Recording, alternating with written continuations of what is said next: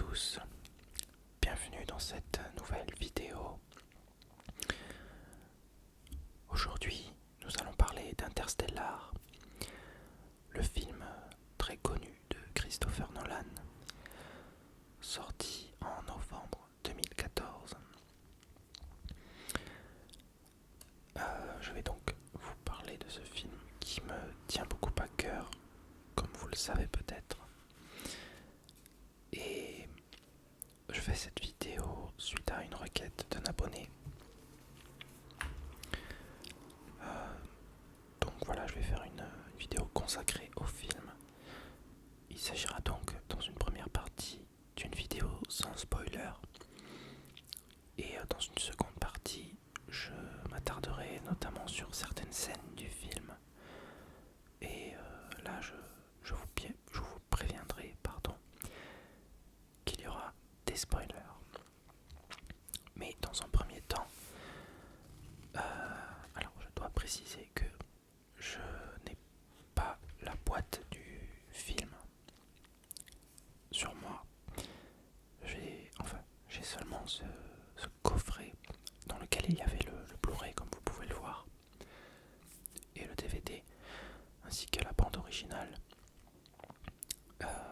du film en édition simple, 16 titres, ainsi qu'un livret de 48 pages. Et alors j'ai acheté ça sur la Fnac, je crois, et ils offraient gratuitement ce magazine consacré également au film. Donc le magazine Zoofilm, que je ne connaissais pas avant cela. Donc je feuilleterai peut-être le magazine durant la vidéo pour parler de diverses choses. Alors pour commencer, Interstellar, pour ceux qui ne connaîtraient pas, c'est un film de science-fiction qui a été réalisé par le très célèbre Christopher Nolan, à qui l'on doit notamment la trilogie Dark Knight, la trilogie Batman donc, ainsi que entre autres Inception, Le Prestige, ou un peu plus anciennement le film Insomnia, qui est un petit peu plus classique pour du Christopher Nolan, mais qui est très bon aussi. Et sans oublier Memento, qui est un excellent film. Alors, Interstellar est sorti en 2014. C'était donc le premier film de Christopher Nolan à sortir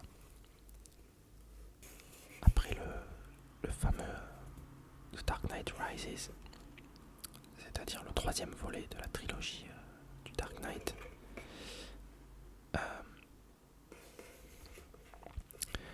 Et donc, il s'agit là d'un film de science-fiction qui, sans vous spoiler bien sûr,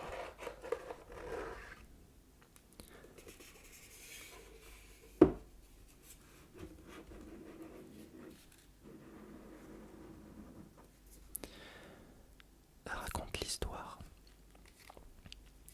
d'un homme qui s'appelle Cooper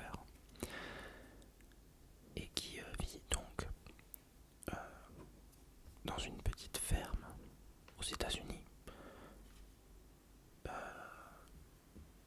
à une époque dans le futur, un futur assez proche d'une autre, et qui est obligé de cultiver du maïs notamment pour survivre, car en fait l'écosystème de la planète est en train de s'effondrer et le maïs, comme d'autres ressources avant elle, est en train de disparaître, de mourir. Et d'une manière que je ne vais pas révéler, Cooper est embarqué dans une mission qui a pour but de découvrir un moyen de sauver l'humanité de l'extinction. Et ce moyen est d'aller dans l'espace pour trouver de nouveaux mondes habitants.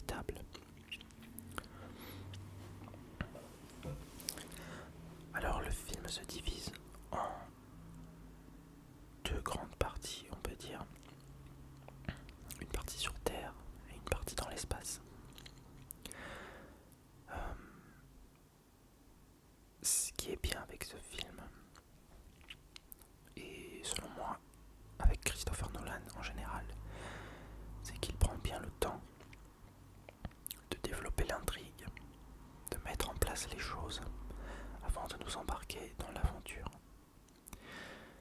Il prend bien le temps de développer les personnages et de nous faire, de nous sentir attachés à eux et à leur relation entre eux. Donc avant de nous plonger un peu plus en détail dans le film, il faut savoir que Christopher Nolan, je l'ai, comme beaucoup sans doute, découvert avec Batman Begins. Et depuis lors, il est un de mes réalisateurs préférés. Il a notamment réalisé The Dark Knight en 2008, qui est un de mes films préférés, tout comme Interstellar. Et quasiment, et en fait tous les films qu'il a réalisés depuis Memento sont pour moi d'un niveau exceptionnel. Le seul que je trouve très bon, mais pas exceptionnel non plus, c'est Insomnia. Sinon, j'ai adoré tous ces films depuis. Alors ce qui a été encore plus extraordinaire avec Interstellar, c'est que le film s'est entouré, depuis son annonce, d'un très grand mystère. L'histoire, le pitch du film a été gardé secret un très long moment avant d'être révélé. Et même pour ceux qui sont allés voir le film en connaissant l'histoire, au final le résumé qu'on avait eu n'était pas immensément révélateur. Ni même, et ça c'est encore plus un exploit je pense, les images qu'on avait vues du film dans les diverses bandes annonces étaient relativement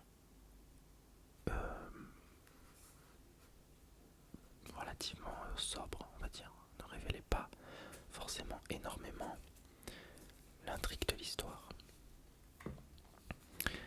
Alors, je vais feuilleter ce livre pendant que je parle. Il ne devrait pas vous en révéler trop, ne vous inquiétez pas.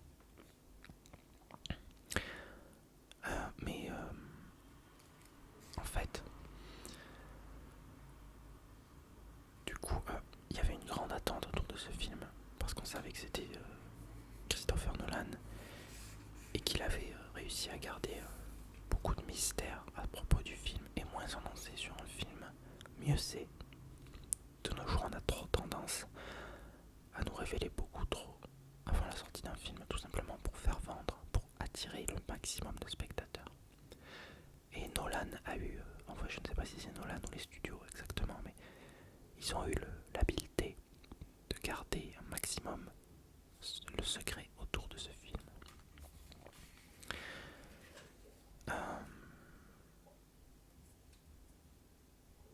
Alors, au niveau de l'histoire du scénario, c'est le premier point fort du film, comme tous les Nolan.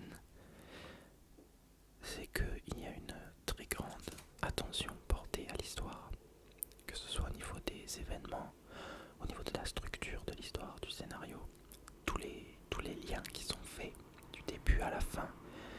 Comme beaucoup de films de Nolan, il faut prêter attention aux détails parce que il y a des scènes qui paraissent anodines comme ça, mais elles sont en réalité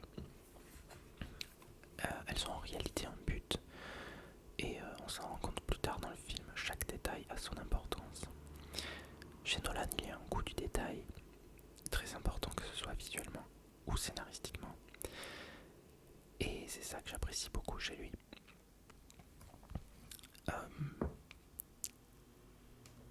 Alors le film est très long, il dure 2h48, 49 je crois, on l'a vu marqué, je ne sais plus où. Je l'ai vu marqué, ça doit être sur internet tout à l'heure quand j'ai regardé. 2h49, mais ce sont 2h49 très bien utilisées et très bien remplies. Personnellement, je ne me suis pas ennuyé du tout au cinéma et j'étais absolument scotché devant l'écran jusqu'à la fin.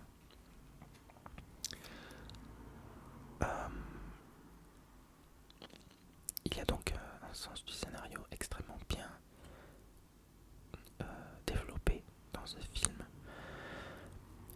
Et ça va avec les personnages bien sûr. Tout repose sur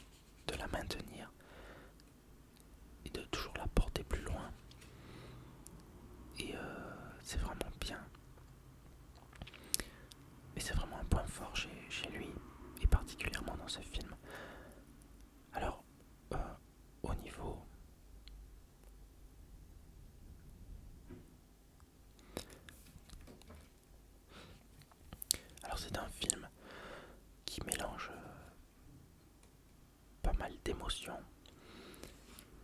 On peut qualifier ce film à la fois de film de science-fiction. Alors, comme beaucoup de films de science-fiction, il y a de l'action, mais j'ai envie de dire, il n'y en a pas non plus énormément dans ce film. Si je devais le comparer à un autre, ce serait forcément à 2001, l'Odyssée de l'espace.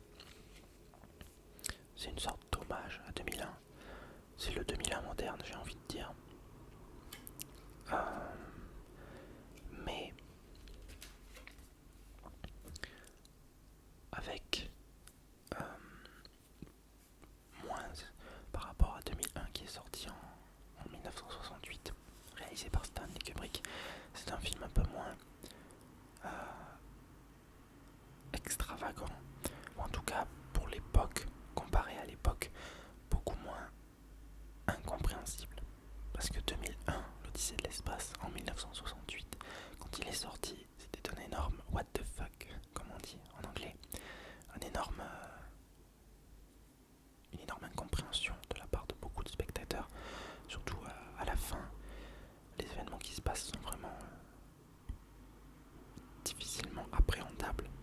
Ils méritent une réflexion très poussée, très abstraite aussi. Et Interstellar fait un petit peu la même chose, mais de manière beaucoup moins poussive. Et puis surtout, on était en 2014 quand il est sorti. On avait peut-être aussi l'esprit plus ouvert qu'en 1968 sur certains principes physiques, sur certains principes de science-fiction, et tout simplement sur une manière de narrer les choses dans un film. De nos jours, on peut passer des idées à des spectateurs beaucoup plus largement qu'il y a 50 ans. Alors, donc ça c'est la bande originale, j'avais parlé de la musique tout à l'heure.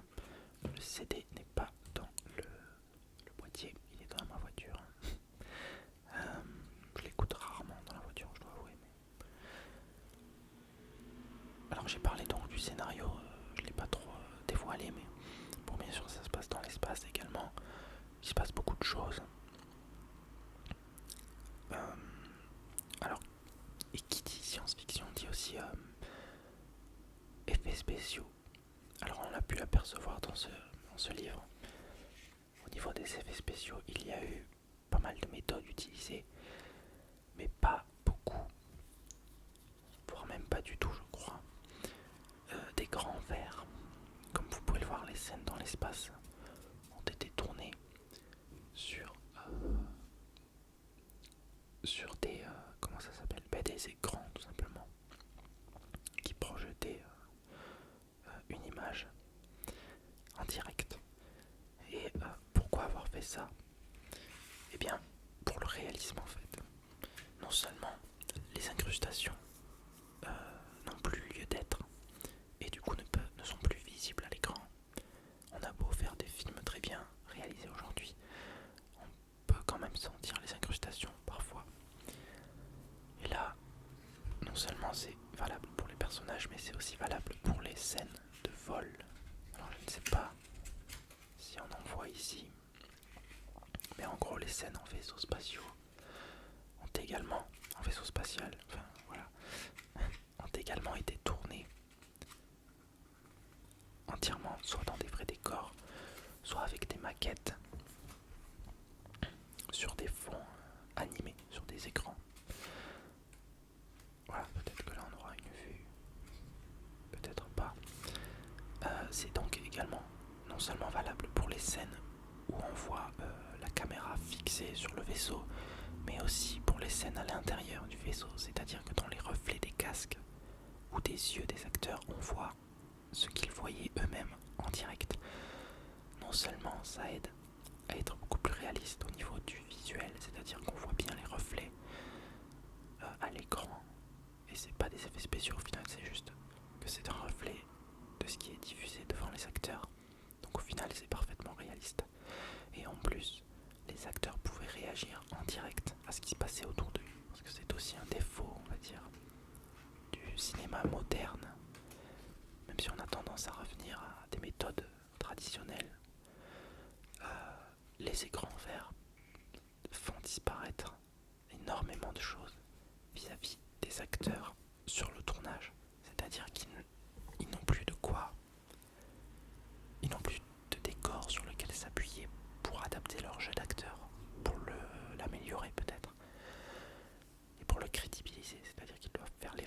s'imaginer beaucoup de choses autour d'eux pour pouvoir jouer en fonction. Et c'est quelque chose d'ailleurs dont s'est plaint Ian McKellen, je crois, sur le tournage du Hobbit, l'acteur qui incarne Gandalf.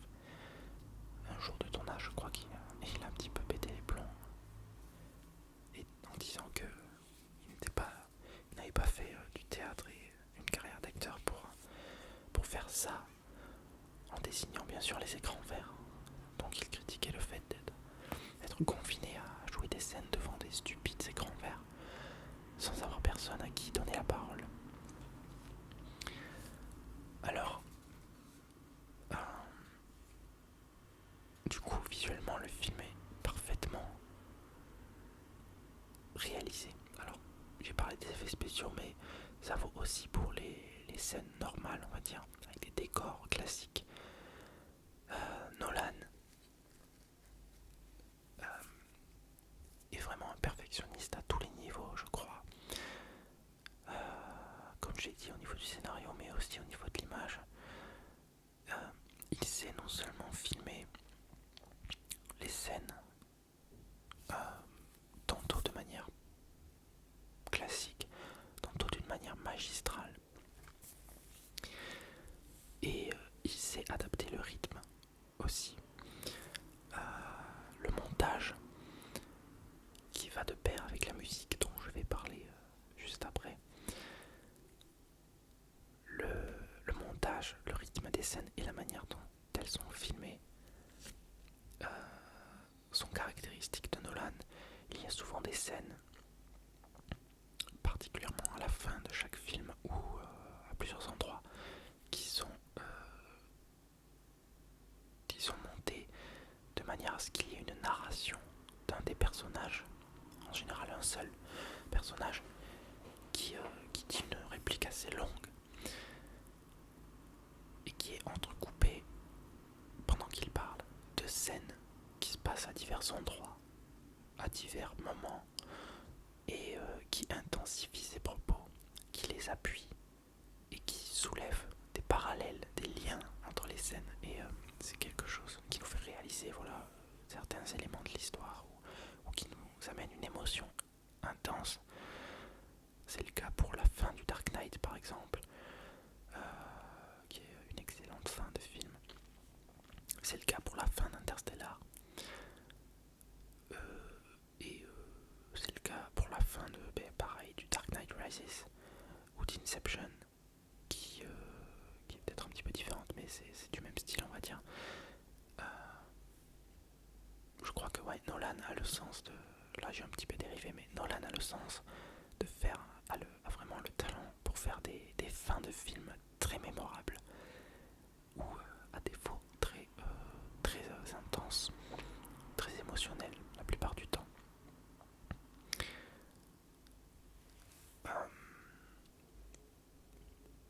Alors, j'ai parlé du rythme, ça me fait penser du coup à la musique. La musique qui a été faite par Hans Zimmer, comme je l'ai déjà dit aussi dans d'autres vidéos. Hans Zimmer, il s'agit d'un de mes compositeurs favoris. Et ce qui est particulièrement fabuleux avec ce film, c'est que, pour vous expliquer le contexte, j'ai beau adorer Hans Zimmer, il faut bien que je reconnaisse que ces 10-15 dernières années, particulièrement ces 10 dernières années, il a eu tendance à ne pas trop se renouveler. Il a eu beau faire des bandes originales extraordinaires, il a quand même un style très très reconnaissable avec beaucoup de percussions, beaucoup de graves et beaucoup de rythmes très percutants du coup. Il n'y a pas que ça, il y a d'excellentes, de mémorables mélodies émouvantes ou intenses qu'il a faites, mais ça n'empêche que globalement il a un style très martelant. Et il a été assez souvent critiqué pour ça. Mais ce qui est fabuleux avec Interstellar, c'est que la manière dont Nolan a approché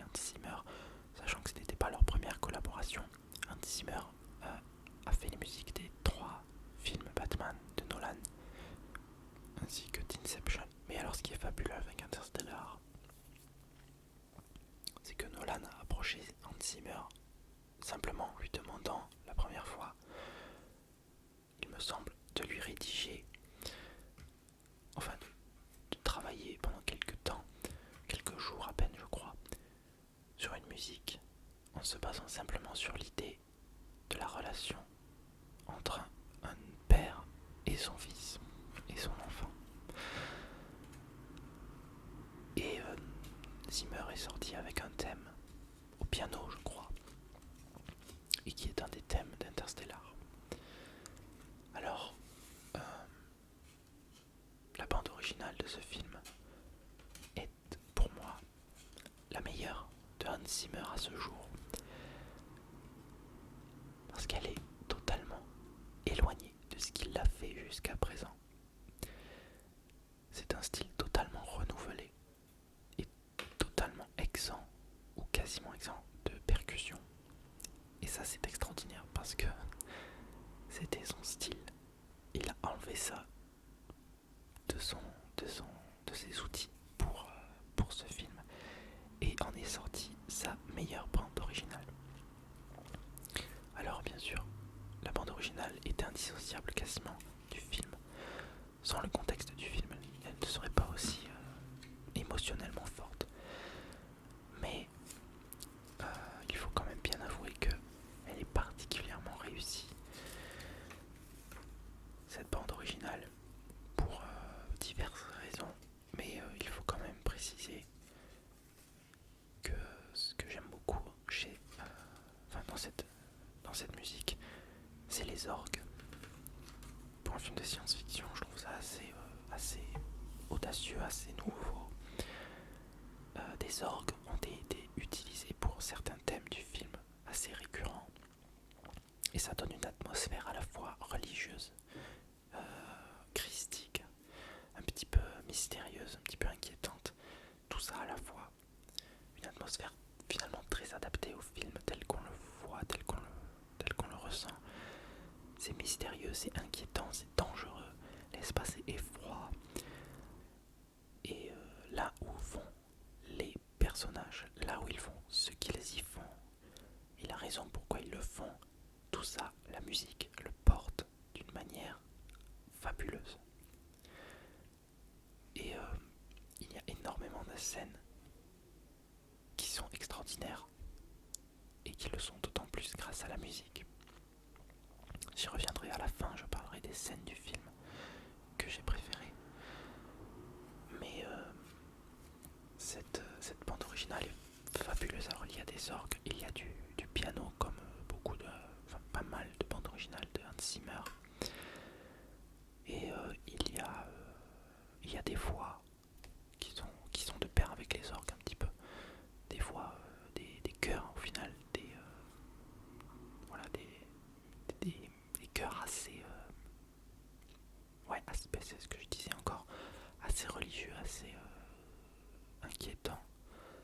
Par moments, c'est un petit peu à l'image de 2001 aussi, avec une musique, un morceau très célèbre, issu de 2001, qui est un morceau très effrayant à la fois, avec beaucoup de voix qui montent et qui s'élèvent et qui vont jusqu'à un point de faire une mélodie très effrayante. C'est un petit peu ça qu'on ressent avec la bande originale d'Interstellar. Pour certaines musiques, il y en a d'autres qui sont tout à fait tristes ou en tout cas émouvantes ou déchirantes, et d'autres qui sont aussi fabuleuses au niveau de l'action qu'on voit à l'écran. J'ai pas envie de dire que c'est pas tellement de l'action, il n'y a pas forcément beaucoup d'action dans ce film. Alors, ce que je pourrais dire aussi, c'est que le casting est très bien maîtrisé dans ce film. Nolan a fait de très bons choix au niveau des acteurs. Alors on les a pour beaucoup vus dans ce livre. Alors on a le classique Michael Caine qui joue dans beaucoup de films de Nolan. Le héros est joué par Matthew McConaughey, que l'on voit ici notamment. Il y avait un gros plan je crois ici, voilà. Cooper, le personnage principal.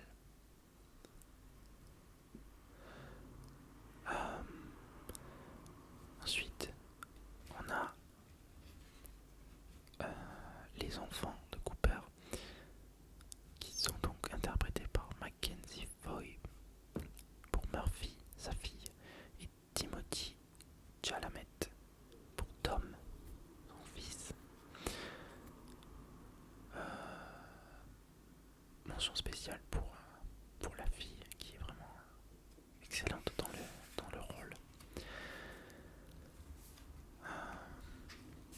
On a également Anne Hathaway qu'on a vu dans The Dark Knight Rises notamment. Il y a aussi Jessica Chastain qui est je ne sais plus où. Enfin elle y est. On a aussi le frère de Ben Affleck dont j'ai oublié le prénom. Et c'est un petit peu dommage qu'il soit obligé d'être désigné comme étant le frère de Ben Affleck. C'est-à-dire qu'il repose sur la notoriété de son frère. Casey Affleck, je crois. Oui. Casey Affleck. Et voilà, on a un casting très bon, globalement. Et voilà, comme je l'ai dit, mention spéciale à donc Matthew McConaughey, qui est excellent, vraiment excellent. Il y a des scènes où il est juste, il brille quoi par son interprétation. Et Mackenzie Foy, comme je l'ai dit tout à l'heure, qui également a su se faire remarquer avec ce film. Alors, qu'est-ce que je peux dire d'autre de manière générale sans trop en dire sur le film? Et ensuite je vais passer aux scènes et donc être un petit peu plus dans les spoilers. Mais avant de faire ça, de manière générale, ce que j'ai adoré avec ce film aussi, c'est son réalisme. C'est-à-dire que c'est à la fois de la science-fiction, c'est-à-dire que globalement c'est une histoire fictionnelle, donc il y a des exagérations, il y a un côté, comme j'ai dit, similaire à 2001 avec un côté what the fuck, un côté un petit peu poussif, dans le bon sens du terme, je l'entends. Mais il y a quand même un réalisme immense, un petit peu à la manière de Gravity. Il y a ce côté déjà réaliste sur les principes physiques et sur la manière de faire les choses dans l'espace. La manière de montrer les mécanismes, la manière même le fait qu'il n'y ait pas de son dans l'espace, c'est quasiment respecté dans ce film, à la manière de Gravity. Voilà, les manœuvres sont lentes, sont propres. Alors, bon, les manœuvres sont lentes dans Interstellar, mais elles sont quand même moins lentes que dans la réalité. Il y a certaines choses dans le film qu'on voit qui sont exagérément, énormément raccourcies par rapport à la réalité. Bon, en même temps, on va pas passer 2 heures sur un amarrage, par exemple. Globalement, tout ce qu'on voit dans le film, et j'entends par là tout ce qu'on voit de phénomènes physiques, de phénomènes qui peuvent paraître un peu exagérés, sont plausibles et sont théoriquement réalisables.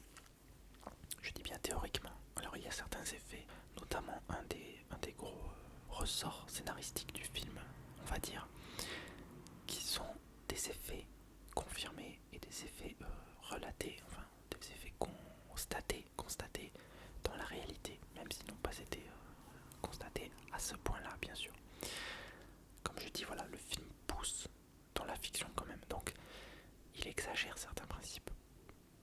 Il les pousse dans des situations qu'on n'a pas vécues encore de nos jours, et j'espère peut-être qu'on ne les vivra pas, mais bon. Bref. Mais le film joue sur le réalisme. Et ça joue en sa faveur. Ça lui permet de gagner encore en qualité. C'est vraiment un film propre, un film soigné à tous les niveaux.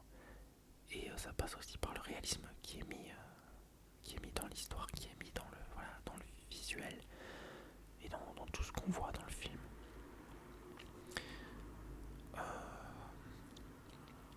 Voilà, donc là j'ai essayé d'être assez général sur le film.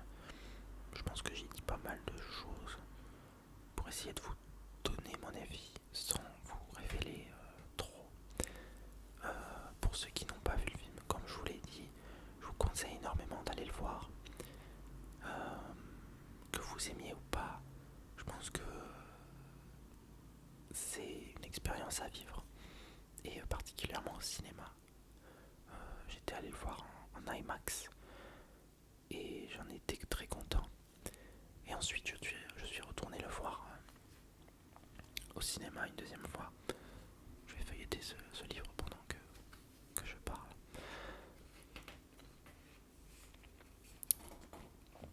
Donc voilà, là je vais commencer peut-être à parler un peu plus en détail du film et peut-être à le spoiler un petit peu. Alors là, déjà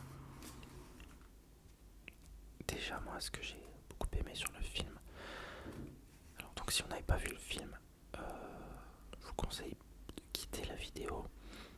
Là je vais juste commencer à parler un peu plus de certains aspects du film sans trop dévoiler ce qui se passe, mais rapidement je vais basculer sur des spoilers et parler de scènes en détail, les scènes qui m'ont le plus marqué dans le film et qui ont fait que c'est un film extraordinaire pour moi.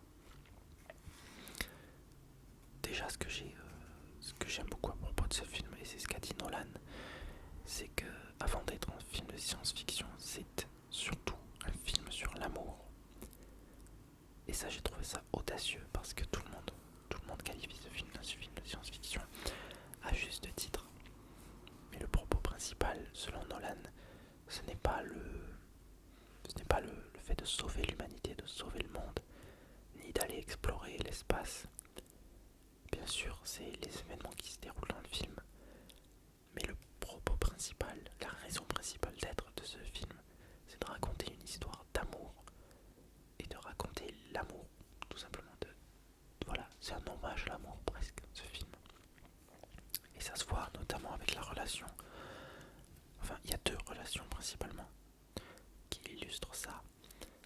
D'un côté, la relation entre Cooper et sa fille Murphy, et d'un autre, la relation entre le professeur Brandt, interprété par Anne Hathaway, et le docteur,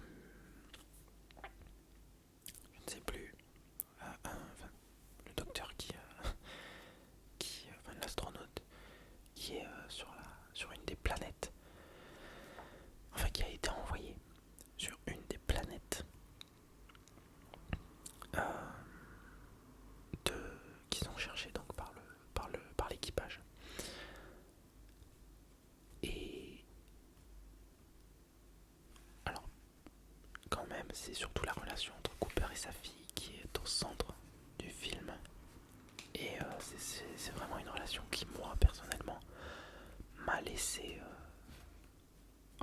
m'a énormément touché, profondément touché quand j'ai vu le film la première fois, et à chaque fois que je le regarde c'est immensément intense. C'est-à-dire que, comme je l'ai dit au début, Nolan prend le temps de développer ses personnages, et ça vaut bien sûr pour Cooper et Murphy. Il prend le temps de nous montrer un petit peu la complicité entre les deux, le lien fort qu'il y a entre ces deux personnes. Et bien sûr, une fois que Cooper part, il y a une première scène qui est extraordinaire. Pour moi, c'est le départ. Quand Cooper dit adieu à sa fille, en tout cas il lui dit au revoir, et qu'elle refuse de lui parler, qu'elle réalise qu'il ne sait pas s'il va revenir un jour, qu'il ne sait pas ce qui va se passer, et donc il lui donne les deux montres, enfin il lui montre il lui donne une montre et prend l'autre, et il lui dit regarde, peut-être que quand je reviendrai on aura le même âge, voilà. Et elle refuse qu'il parte, elle refuse de lui parler, elle se ferme, et lui il est obligé de partir. Le décollage a lieu peu de temps après, et voilà, c'est une première scène qui monte. Alors le jeu des deux acteurs est extraordinaire. D'un côté on a Cooper qui est désespéré, qui est déchiré, il ne peut même pas dire au revoir à sa fille comme il le voudrait parce qu'elle refuse de lui parler, et de l'autre côté on a Murphy qui se ferme complètement, qui est elle aussi déchirée parce qu'elle apprend que son père ne va peut-être jamais revenir. Et voilà, et la scène est magnifiquement jouée, interprétée par les deux acteurs. C'est sur eux que repose la scène. Et aussi sur la musique qui petit à petit monte en crescendo à mesure que la scène avance. Jusqu'au décollage qui est là, c'est l'apothéose. Et ça enchaîne très vite du coup. Et la structure de cette scène est à l'image de ce qu'on ressent et de ce que ressentent surtout les personnages. C'est-à-dire qu'il y a soudain une accélération des émotions, c'est-à-dire que Murphy réalise que son père ne va peut-être jamais revenir, pendant que nous on réalise que là, il va partir, que Cooper va partir. Et bam, une minute après, c'est le décollage de la fusée, ils sont en train de partir, ils sont tous en tenue. La musique s'est arrêtée, on a le bruit assourdissant de la fusée. Et là, voilà, ils sont tous partis, ça y est, l'aventure commence et on est projeté droit dans l'espace. Et voilà, il y a une petite ellipse, mais c'est à la fois une ellipse temporelle et une ellipse émotionnelle, c'est-à-dire qu'on passe vraiment du déchirement et directement à l'aventure et donc à toutes les émotions qui nous attendent dans cette aventure, c'est-à-dire qu'on ne sait pas où ils vont exactement, dans quel lieu hostile ils vont se retrouver.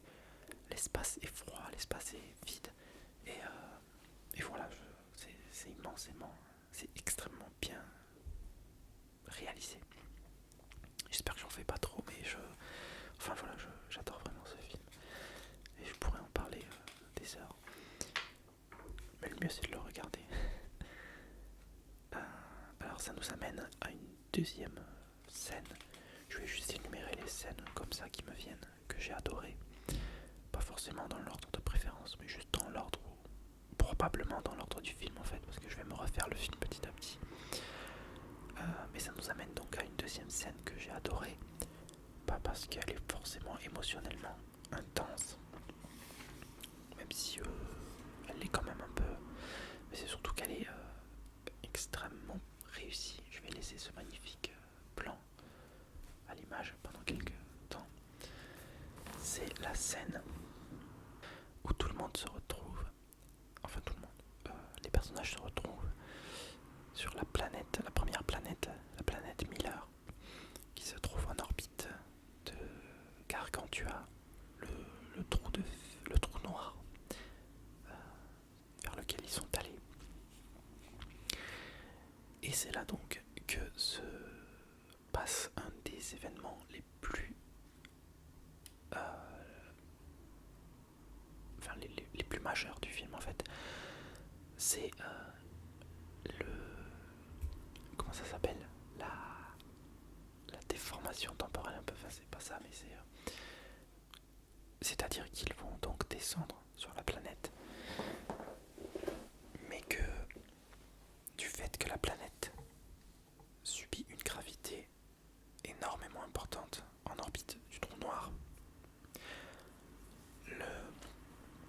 l'espace-temps, alors mes explications vont probablement être à moitié fausses et à moitié erronées dans leur dénomination, mais l'espace-temps est déformé et courbé par la gravitation du trou noir d'une telle manière qu'une fois qu'ils sont sur la planète, une heure passée sur cette planète équivaut à 7 ans, 7 années passées sur Terre. Et ils descendent donc sur cette planète pour essayer de voir quels ont été les premiers résultats de l'astronaute qui a été envoyé là des années avant. Et l'astronaute en question, qui est une femme je crois, s'est tout simplement écrasé sur la planète. Et quand ils arrivent, ils retrouvent donc seulement des débris dans l'eau qu'ils peinent un petit peu à trouver, mais qu'ils finissent par trouver. Pendant ce temps-là, ils découvrent que la planète est donc recouverte d'eau, mais en plus il y a des vagues géantes. Alors je crois qu'on appelle ça en anglais, c'est des tidal waves, donc des vagues tidal, je ne sais pas ce que ça veut dire, comment on le dit en français, mais en gros ce sont des vagues liées à la gravité du trou noir également, donc des vagues de plusieurs centaines de mètres de haut, et l'une d'elles se dirige vers eux, ce qui fait qu'il y a des complications. Ils n'arrivent pas à redécoller tout de suite, donc ils passent quelques temps sur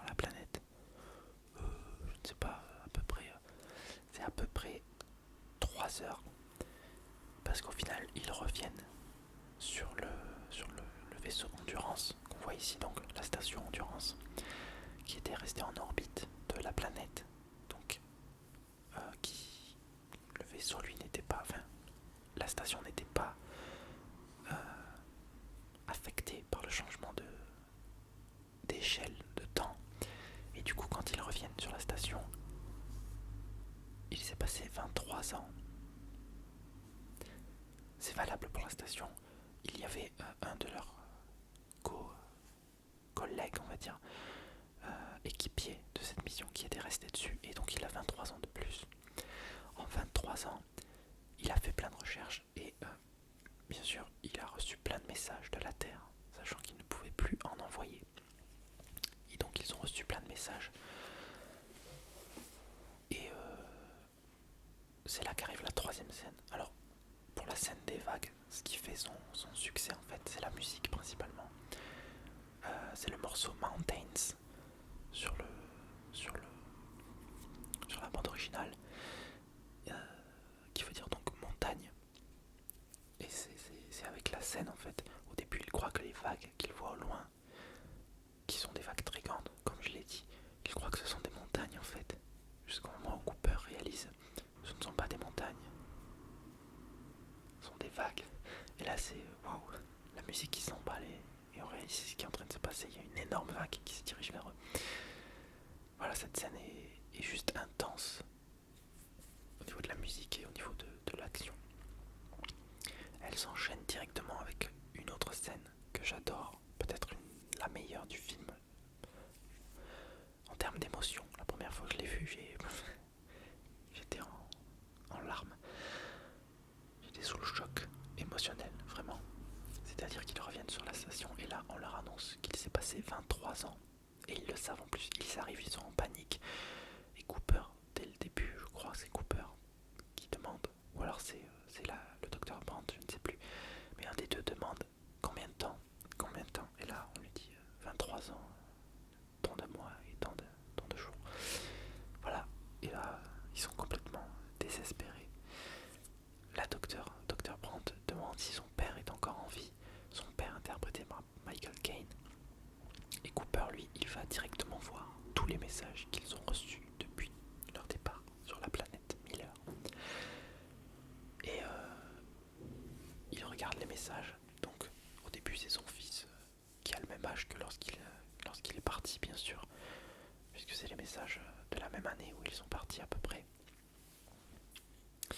Et donc, il regarde tous les messages. Il voit son fils grandir, sachant que Murphy ne lui adresse aucun message, puisque globalement elle lui fait la tête toujours. Elle lui en veut d'être partie comme ça, et donc elle ne lui adresse jamais aucun message. Il ne la voit jamais. Et son fils finit par lui dire adieu dans un dernier message, et il coupe l'enregistrement. Et c'est son dernier message. Et là, Cooper est désespéré, jusqu'au moment où un visage féminin apparaît dans un dernier message. Un visage de femme. Et elle dit bonjour papa. Et là il réalise que c'est Murphy, interprété donc par Jessica Chastain. Et c'est là que cette scène est déchirante, parce qu'on réalise que non seulement voilà, il la revoit adulte, mais pour la première fois depuis qu'elle était enfant quand il l'a quittée. Et c'est encore plus déchirant parce qu'elle lui dit la chose suivante. Elle lui dit: tu m'as dit un jour. Et quand elle dit un jour, en fait, c'est le jour où il est parti.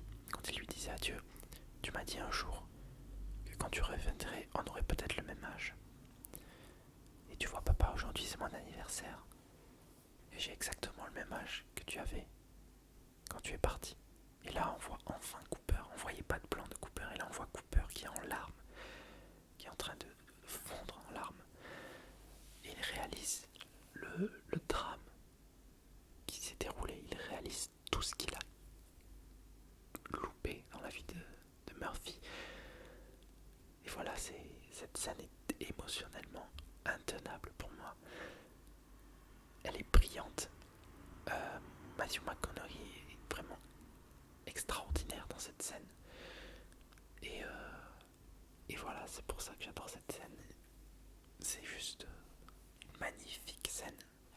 personnages. Tout ce qui s'y passait est extrêmement chargé émotionnellement.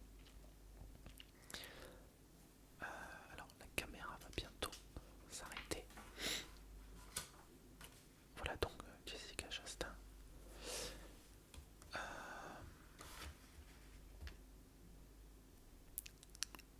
Une autre scène qui est bien pour sa musique et pour l'enjeu qui se déroule, c'est la scène d'amarrage en endurance après que le docteur Mann ait fait l'erreur de vouloir s'y amarrer sans connaître la procédure.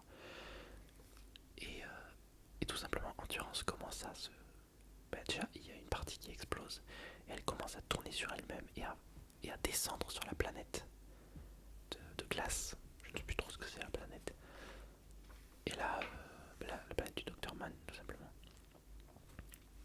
Et là commence une scène extraordinaire où Cooper tente une manœuvre quasi suicidaire pour s'amarrer à Endurance pendant que celle-ci est en train de tourner et de tomber sur la planète. Sachant que déjà de base une manœuvre d'amarrage, même sans qu'il n'y ait aucun mouvement, c'est déjà assez périlleux. C'est une procédure, c'est dans l'espace, donc c'est forcément une procédure compliquée. Et là il tente un amarrage alors que tout est en mouvement, tout est en train de partir en cacahuète. Ça c'est True Detective, une série que je vous conseille, énorme. Avec Matthew McConaughey bien sûr. Et cette scène est extraordinaire. Les chœurs qu'on entend avec la musique, ils sont extraordinaires. Ce sont des voix super mystiques, super chargées vraiment, qui vont avec la musique crescendo jusqu'au dénouement. Et cette scène est extraordinaire, superbement réalisée. Alors enfin, on a une dernière scène qui est particulièrement émotionnelle aussi. C'est la fin du film. Lorsque Cooper est enfin réuni avec sa fille et que en fait donc il a échappé au trou noir, il est ressorti du Tesseract, il a réussi à communiquer avec sa fille. Donc ça je vais pas forcément l'expliquer, mais il a réussi à communiquer avec sa fille via la montre qu'il lui avait donnée sur Terre. Il reproduit des mouvements sur cette montre avec les aiguilles, ce qui lui permet de lui transmettre une équation, en tout cas une partie manquante d'une équation, pour enfin réaliser, pour enfin résoudre une équation sur Terre et sauver l'humanité. Je ne vais pas entrer dans les détails, mais en bref, il arrive à sauver l'humanité au prix de sa propre vie en fait, parce qu'il arrive à ressortir, mais il y a encore eu un étirement temporel encore plus immense que précédemment. Et du coup, il s'est passé environ 86 ans depuis qu'il est parti sur Terre. Je crois que c'est à peu près ça. Et du coup, il revient. Il revient aux abords de Saturne. Et là, il y a un petit peu une sorte de police de l'espace qui arrive. En fait, c'est juste un petit plan où on voit des sirènes derrière lui. Il est en train de flotter dans sa combinaison dans l'espace. Et là, on voit des sirènes de police un petit peu derrière. C'est pour ça que j'utilise police de l'espace. Et il est ramené sur la station, attention, la station Cooper, en orbite de Saturne. Et en fait, sa fille est en train de le rejoindre parce qu'elle a appris que justement il avait été repêché. Et au final, elle revient. Enfin, elle arrive là. Et donc elle vient de la Terre, là où il reste un semblant d'humanité. Ceux qui n'ont pas pu la quitter au final. Et Cooper retrouve Murphy dans une chambre d'hôpital sur la station Cooper parce qu'elle n'est pas forcément en état de santé extraordinaire. Et ils partagent une dernière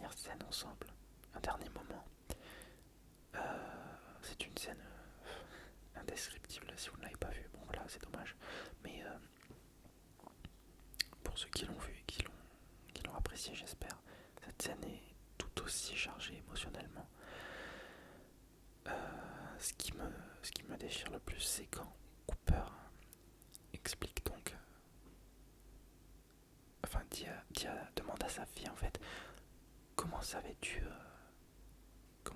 que j'allais revenir? Et là, elle lui dit d'une voix presque enfantine, alors que c'est une vieille dame de 90 ans, parce que mon papa me l'avait promis. Et rien que d'en parler, ça m'émeut. Mais c'est une scène chargée émotionnellement, euh, qui boucle enfin l'histoire entre les deux, qu'ils se retrouvent. Mais c'est tellement tragique parce que maintenant, sa fille est 2 fois plus âgée que lui, et elle est en fin de vie. Et elle lui dit une autre chose terrible, c'est que, en fait, Cooper lui dit mais je suis là maintenant, et elle dit non, aucun enfant, aucun parent ne devrait avoir à assister à la mort de son enfant. Et elle lui dit de partir et d'aller retrouver le docteur Brandt, qui est allé sur la 3e planète, celle qui correspond à la planète où est allé l'amour de sa vie en fait, celui qu'elle aimait et qui s'est sacrifié pour découvrir cette planète. Et elle est allée sur cette planète contre toutes les attentes, alors que c'est la première planète sur laquelle elle voulait aller. Elle voulait aller sur cette première planète parce que justement, elle aimait le scientifique qui y était allé. Et le message au final, c'est que c'est l'amour qui guide nos choix. Et si elle avait vraiment pu faire en sorte d'aller sur cette première planète plutôt que d'aller sur les 2 autres avant, eh bien ils auraient découvert la bonne planète, celle qui les aurait sauvés. Et ils n'auraient pas eu tous les sacrifices qu'il y a eu en cours de route. Et ils n'auraient pas perdu tout ce qu'ils ont perdu, non seulement en vie, mais aussi en temps. Et voilà, les choses se seraient passées différemment. Mais au final, voilà, Cooper va rejoindre le docteur Brandt sur la 3e planète. Et voilà, le message, c'est que l'humanité va survivre sur une planète dont le choix a été fait par amour. Enfin, voilà, c'est un message assez beau. Et voilà, il y a plusieurs messages à plusieurs niveaux dans ce film. Voilà, comme je l'ai dit, la relation entre Cooper et sa fille, c'est vraiment ça, moi, qui m'a le plus bluffé dans ce film. C'est qu'au final, c'est de la science-fiction, mais ça tourne autour de cette relation-là. Il y a 3 niveaux. Il y a quand Murphy est jeune, le départ. Ensuite, il réalise que le temps passe beaucoup trop vite pour sa fille par rapport à lui, et qu'elle l'attend pendant des années. Et au final, il la retrouve, mais seulement trop tard, juste à temps pour lui dire un dernier mot et s'en aller de nouveau, parce que c'est fini, il n'a pas à assister à la mort de sa fille. Il lui dit donc adieu, et voilà, c'est un magnifique message. C'est une tragédie en soi, mais une tragédie qui finit quand même bien. Au final, la fin du film c'est presque un happy ending, mais un happy ending qui est quand même assez tragique. Il y a un sacrifice qui est fait, il y a un compromis. Et pour nous, c'est vraiment, pour le spectateur, on a beau être touché par ce qui se passe, être heureux quand même qu'ils arrivent à se retrouver à la fin. C'est quand même extrêmement dommage, et on repense aux événements qui se sont passés tout le long du film et on se dit, mais bon Dieu, c'est tellement dommage pour eux et pour sa fille, c'est tellement tout ce qui s'est passé. Et voilà, elle lui avait dit au revoir quand elle avait à peu près, je ne sais pas, 12 ans. Et elle lui dit finalement adieu, elle le revoit pour lui dire adieu 86 ans après. C'est indescriptible, il n'y a pas besoin d'en dire plus. Toujours est-il que ce film est, pour moi, quasiment parfait. Il ne peut pas faire beaucoup mieux que ce qu'il a fait. Il n'aurait pas pu être beaucoup mieux. C'est pas pour rien qu'il est dans mon top 10, donc il est 7ème dans mon classement. Il pourrait facilement être même plus haut dans ce classement, mais c'est juste qu'il faut faire des choix. Et voilà, je l'ai vu 2 fois au cinéma. J'ai dû le revoir 3 fois depuis que je l'ai en Blu-ray. J'ai un ami aussi avec qui j'étais allé le voir la première fois au cinéma, qui adore ce film et qui pour lui aussi a d'autres significations, c'est-à-dire qu'au moment où on l'a vu au cinéma, il se passait quelque chose dans sa vie qui était un petit peu lié à ce qui se passe dans le film, on va dire. Pas forcément avec sa famille, mais avec des gens qu'il connaissait très bien. Et dans la famille, voilà, il s'est passé des choses, mais il s'est un petit peu identifié dans certains aspects du film. Et tous les deux, on est très fans de science-fiction, et on est très fans de ce film, du coup. Et voilà, on adore ce film, on en parle assez régulièrement, et voilà, ce film, c'est extraordinaire. La musique est extraordinaire, l'image, le casting, la façon dont il est réalisé, le montage, le visuel, voilà, je ne peux pas en dire beaucoup plus. C'est un film qui se suffit à lui-même. Je ne veux pas du tout de suite à ce film. Alors, je veux quand même rester objectif. Il est parfait d'un point de vue cinématographique pour moi, mais chacun peut ne pas le trouver. Alors, vous pouvez ne pas aimer ce qui s'y passe, vous pouvez ne pas aimer le style, mais je pense que vous pourrez quand même avouer que le film a ses qualités. Les qualités décrites, c'est-à-dire qu'il est très bien réalisé, il est très soigné visuellement, la musique, voilà. Après, c'est un style, faut aimer ou pas, mais ouais, je ne sais pas.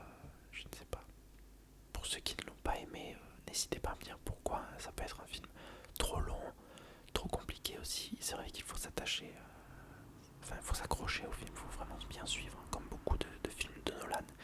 Comme j'ai dit, ça repose sur les détails, ça repose sur le fait qu'on s'intéresse à l'histoire. Tout est fait pour qu'on essaye de s'y intéresser quand même, et pour qu'on ressente ce que sentent les personnages, pour qu'on ait les émotions qu'il faut au bon moment. C'est valable pour tous les films, j'ai envie de dire. Pour moi, il ne faut jamais regarder un film sans y prêter un minimum d'attention. J'ai envie de dire que même il faut être, tant que faire se peut, à moins qu'on soit fatigué, auquel cas il ne faudrait peut-être pas regarder un film, mais tant que faire se peut, il faudrait être du début à la fin à 100% sur le film. Et c'est pour ça que dans un cinéma, c'est le mieux, parce qu'on est plongé dans le noir, on a juste le film devant nous, les haut-parleurs, et voilà, c'est les meilleures conditions. On n'a pas d'autres éléments de distraction dans un cinéma, contrairement à chez nous, où on peut regarder le téléphone, l'ordinateur. Mais moi, voilà, j'ai ce respect-là du cinéma ou des séries télé, ça vaut pour ça aussi, qui fait que je ne peux pas regarder un film, encore plus un film de cette ampleur-là, sans avoir un minimum d'attention. Et j'ai envie de dire même un maximum d'attention.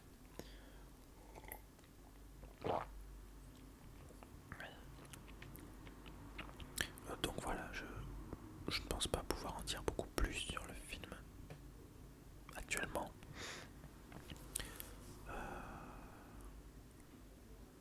Alors voilà, juste pour finir sur quelque chose de pas forcément énormissime à développer, mais le seul petit point faible du film, et c'est vraiment sincère de ma part, le tout petit point faible du film, je chipotais quand même, c'est la présence de Matt Damon. Alors attention, c'est pas que Matt Damon joue mal, pas du tout. Il joue bien son rôle, un rôle assez surprenant, mais justement, mais qu'est-ce qu'il fout là en fait? Parce que Matt Damon, pour moi, ça a été une totale surprise au moment où je l'ai vu dans le film.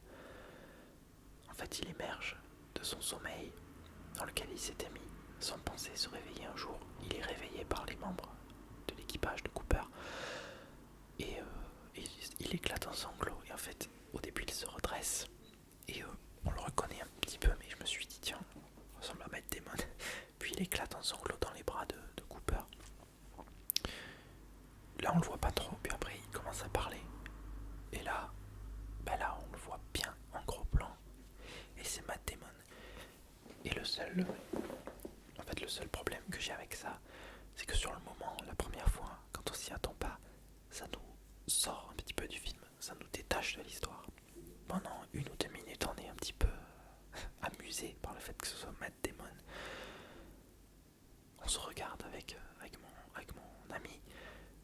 tiens, je dis tiens, c'est Matt Damon. C'est étonnant, on rigole un petit peu, enfin on dit tiens, je savais pas, voilà, qu'est-ce qu'il fait là, il s'est perdu. Et du coup, voilà, on est un peu sorti du film, sachant qu'à ce moment-là, c'est un petit peu terrible parce qu'on réalise, il est en train d'expliquer que lui, le personnage, explique qu'il a programmé le sommeil sans programmer 1 heure de réveil en fait. Clairement, il a programmé son suicide, on peut dire. Voilà, jusqu'à ce que eux viennent le réveiller. Mais du coup, voilà, c'est le petit défaut du film, c'est-à-dire que on s'attendait pas forcément à ce que Matt Damon surgisse comme ça dans le film, au milieu du film. Et à la limite, ils auraient pu choisir un acteur totalement inconnu, ce qui aurait fait que ça nous aurait moins sorti du film. En revanche, je pense que ce qui est pas mal quand même du fait qu'il y ait Matt Damon dans ce rôle-là, c'est que du moment où il se réveille jusqu'à ce qu'il trahisse tout le monde, on ne se doute pas qu'il va trahir tout le monde. Parce que Matt Damon donne dans l'inconscient, j'ai envie de dire dans l'inconscient collectif, du fait de ses rôles passés, il a plutôt tendance à être un héros et à être un personnage gentil. Et du coup, on voit pas trop arriver la traîtrise qu'il va réaliser. Donc c'est quand même bien que ce soit Matt Damon dans ce rôle-là. Il y a un élan de sympathie pour lui. Par contre, du coup, il a été 2 fois échoué sur une planète déserte dans le cinéma, c'est-à-dire qu'il a fait Interstellar et ensuite Seul sur Mars. Donc 2 rôles un petit peu similaires. Même si dans Seul sur Mars, il ne finit pas par trahir tout le monde. Voilà, écoutez, je crois que c'est tout pour moi aujourd'hui. J'ai parlé un bon bout de temps. J'espère que cette vidéo vous aura plu. Si jamais vous voulez que je fasse une vidéo assez similaire sur un autre film, peut-être que je garderai seulement l'audio parce que, enfin, on verra. Faire la vidéo, je sais pas si c'était forcément utile. Alors c'est bien parce que ça permet de voir des images du film. Après, j'ai pas forcément beaucoup de films où j'ai des coffrets comme ça. Mais si jamais vous voulez que j'en fasse d'autres, des vidéos qui développent les films comme ça, dites-le moi. Et de toute façon, je pense que j'en ferai. J'ai envie d'en faire sur des films comme Alien ou Star Wars, Retour vers le futur, ou je sais pas ce que j'ai d'autre que je pourrais regarder dans ma bibliothèque. Ou tout simplement des films qui sont peut-être un peu moins connus, des trucs que je voudrais développer, des films, voilà, pas forcément des critiques de films au moment où les films sortent. Vous voyez, cette vidéo, je la fais 1 an et demi après le film. Voilà, il y a des films comme Tron, le film de Disney, sorti en 82, dont la suite est sortie en 2011, Tron l'héritage. Je pourrais parler de ça par exemple. Voilà, des films comme ça. Dites-moi ce que vous en pensez. Voilà. Film de super-héros, Man of Steel, Iron Man, Batman, Spider-Man. Ouais. Mais ce que je peux faire en tout cas, je le ferai plus ou moins tôt. Je vais pas faire des vidéos d'affilée. Je vais laisser pas mal de temps entre chaque vidéo, mais je peux aussi faire des vidéos sur tous les films qui sont dans mon top 10. Donc celui-ci en fait partie.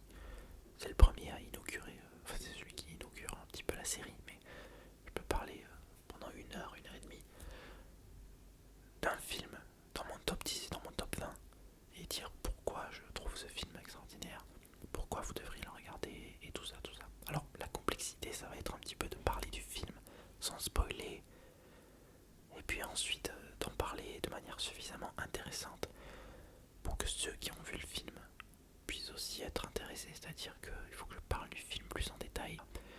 Je peux faire 2 versions, une version sans spoiler, une version avec, mais ça va faire un petit peu, enfin ça va faire 2 fois plus de travail pour moi. Bref, dites-moi un petit peu ce que vous pensez de ce format. Dites-moi notamment, alors la personne qui m'avait demandé cette vidéo, j'ai pas noté ton nom, je me permets de te tutoyer, je vais retrouver ton nom dans quelques instants.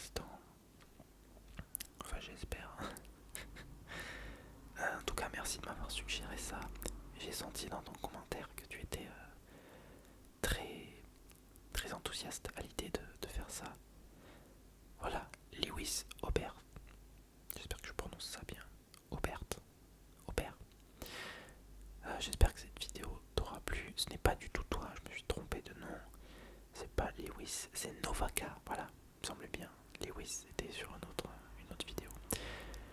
Novaka qui m'avait fait cette requête pour le film Interstellar. Je sais qu'il est 7ème dans ton classement top 10 film et il est premier dans le mien. Voilà, c'est un film avec un scénario absolument hallucinant pour moi et je voudrais connaître ton avis un peu plus approfondi. Donc j'espère que j'aurai répondu à ta requête.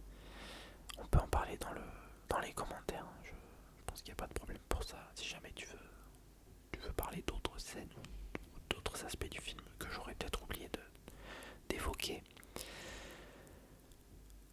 Et voilà, et comme tu le dis si bien dans ton commentaire, et j'espère encore une fois que cette vidéo aura rempli cette tâche.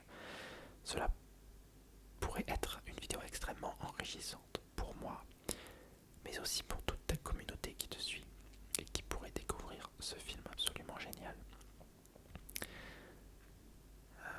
Voilà, je suis d'accord avec tout ce que tu dis dans ton commentaire.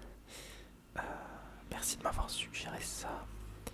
Désolé pour les sons derrière, j'ai toujours le même problème, c'est-à-dire qu'il y a des voitures dehors. Et voilà, merci à vous d'avoir suivi cette vidéo. Et moi je vous dis à la prochaine. Comme d'habitude, n'hésitez pas à me donner vos suggestions, que ce soit